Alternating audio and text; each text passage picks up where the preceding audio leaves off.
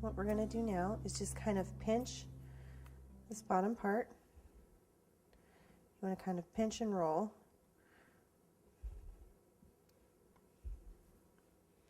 Take your ball tool, the smaller ball, kind of push down. You don't really want that green wire to show, so kind of just move your paste around like that. Okay. Now, if you hold your petal or your flower like this, then you can take your small ball and just kind of frill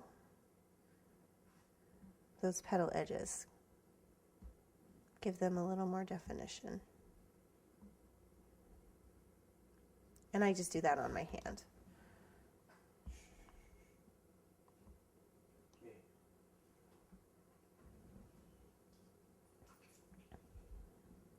Now, we can go ahead and hang that.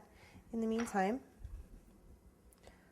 what we're going to do is take our pre-made stamens and our small scissors and go ahead and cut them till they're about, I'd say about 1/2 inch long. And I'm taking 5 and putting them in the center. So all I'm going to do is kind of hold them grouped together like this, pinched in my fingers.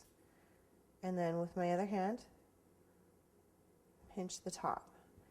So I've got this little bundle that I'm going to then insert in the middle, right where that wire was.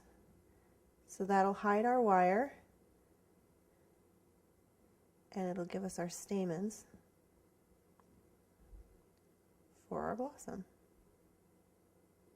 You want to make sure when you're pushing your stamens in, though, that they don't come out the bottom or the sides of your blossom. Sometimes you need to just kind of work it a little bit.